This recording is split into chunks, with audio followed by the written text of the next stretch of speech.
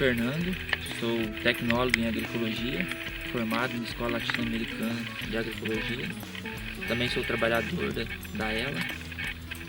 Hoje estamos aqui na Agroflorella, a Agroflorella da Escola Latino-Americana de Agroecologia. E vou falar um pouco sobre a agrofloresta, os princípios de desenvolvimento e práticas. O princípio básico da agrofloresta é você diversificar a produção ao máximo no espaço e que o solo seja o ano todo produtivo. Então você vai colocar várias espécies em um determinado espaço, onde você vai conseguir tirar o seu alimento, o alimento para você conseguir comercializar e ter um pouco de renda, e também vai melhorar o solo, né, que é a base da nossa produção. Partindo disso, para a gente conseguir chegar nesse princípio, a gente tem que seguir alguns passos, né? O primeiro, quando a gente vai pensar um sistema agroflorestal, é pensar no diagnóstico da região, né?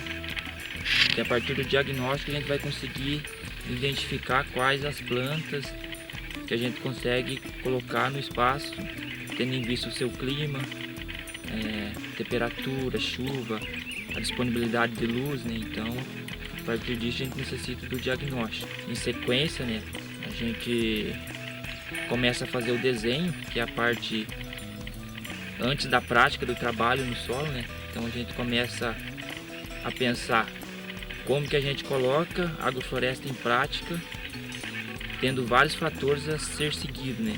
Um exemplo é o sol. A gente não pode colocar as plantas de qualquer forma distribuídas no espaço, né?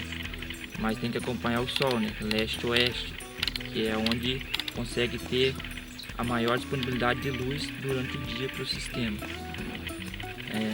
A partir disso a gente começa a pensar qual que é as variedades que a gente vai colocar dentro do espaço, né? Qual que é a disponibilidade que cada uma necessita, voltada à quantidade de luz. Umas conseguem se desenvolver muito bem com a quantidade reduzida de energia solar e outras necessitam de uma quantidade maior. Bom, nessa parte aqui a gente fez uma poda de formação, né? Então, aonde você já desenha de que jeito você quer que a planta se desenvolva no sistema, né? Aqui a gente preferiu deixar 4 galhos mestre, que seria os galhos produtivos, né? Então, hoje ele está com produção, né? É o seu segundo ano de produção dentro do sistema. Então foi feito a poda de limpeza e deixado os raios produtivos, né? Com a produção que já está aqui, ela também já começou a soltar outros ramos que serão feito a limpeza, né? Que se a gente tira aquele esse ano, a gente consegue também deixar mais, que a planta consiga disponibilizar mais alimento, mais força para os frutos, então vai ter um fruto maior, mais sadio, mais bonito de se ver. E esse galho que, se a gente deixar, provavelmente ele vai dar uma reduzida no fruto e ficar lá uns galhos que talvez para o próximo ano seria ramos que iriam produzir, mas ia ficar de uma forma não muito legal dentro da planta, né? Então a ideia é que a gente também retire todos esses galhos para que a planta consiga seguir a sua ideia inicial, que é os galhos de produção já pensado na formação da planta. Outro tipo de poda que é trabalhado no sistema é a poda de limpeza. Aqui a gente tem um pé de pêssego e uma parte dos ramos secou, então quando a gente vem fazer a poda de limpeza, a ideia é que a gente tire todos esses galhos que estão secos e também os galhos que estão de forma que não seja tão correta, né? Aqui no caso, esses galhos que estão saindo verde pro meio, a ideia é que a gente sempre deixa os que saem para fora, formando, por exemplo, o peito de pombo, que serão os galhos produtivos, né? Então tudo que for de galho seco, a gente pega e tira também da planta.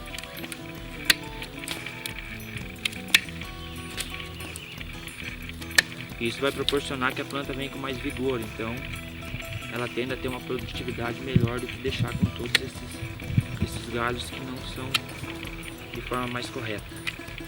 A partir do desenho, daí a gente começa a pensar como que se dá um manejo dentro da agrofloresta, né? Essa aqui é a agrofloresta da escola, ela está com aproximadamente uns 4 anos.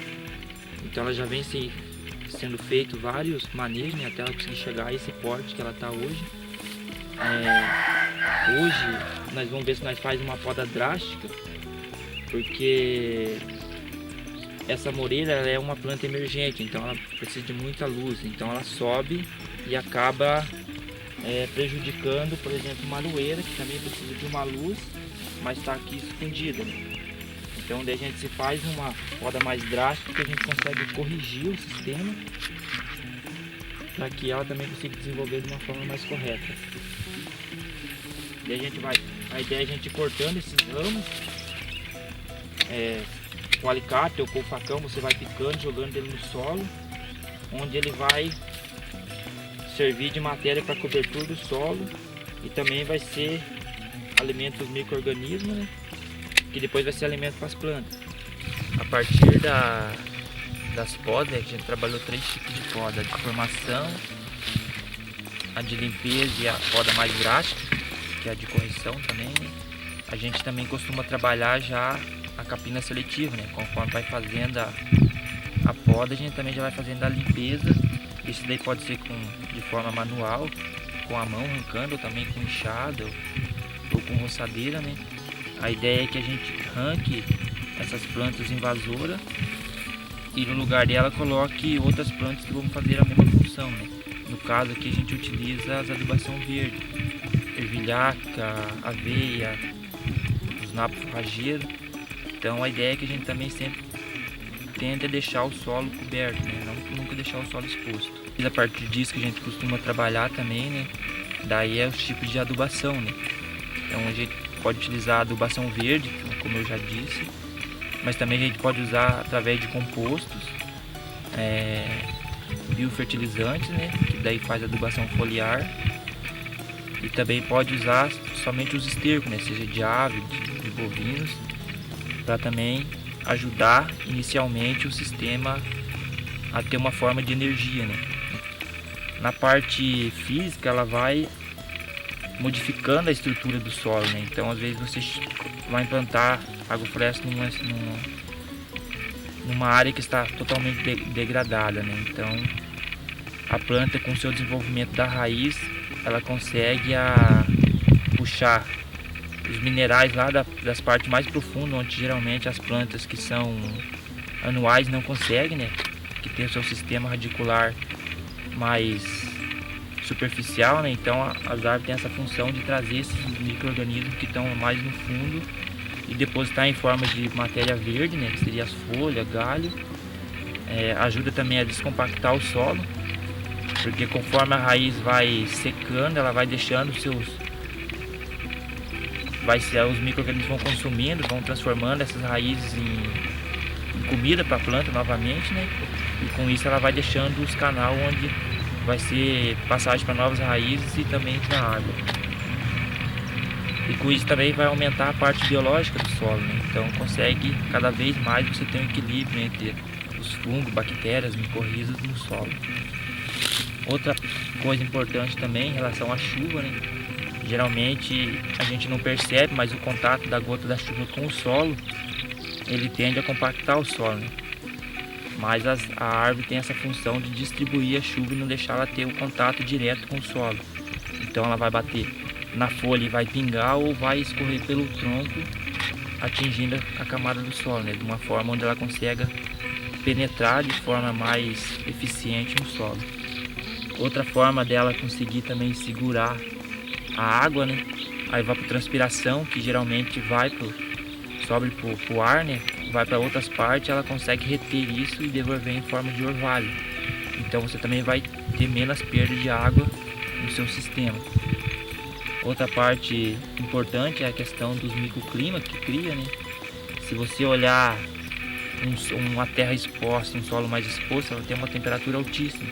E se a gente for ver um solo debaixo de uma árvore, debaixo de uma planta, ela tem uma temperatura mais regulada que um espaço aberto, sem contar a umidade que ela consegue segurar no solo. Isso não só dentro do sistema agroflorestal, né? Mas que a gente possa usar para fazer proteção de nascente, correção de áreas degradadas, E como a gente já tem a nossa campanha nacional de plantio de árvore, produzir alimentos saudáveis, a gente vem reforçando cada vez mais de que todo mundo tem que plantar árvores. Então, com toda essa importância que ela vem gerando para nós, seja os voadores ou até mesmo o consumo dos alimentos que elas vão gerando, então é importante que a gente vá produzindo, né? Hoje a gente está sentindo já os efeitos do que é derrubar as árvores e não fazer um novo replantio, né? Principalmente nas grandes cidades, que hoje vem faltando água, tendo esse rodízio por influência disso, né? Da gente desmatar para pensar no agronegócio e não pensar na vida, né? Achando que sempre as commodities são mais importantes do que a vida.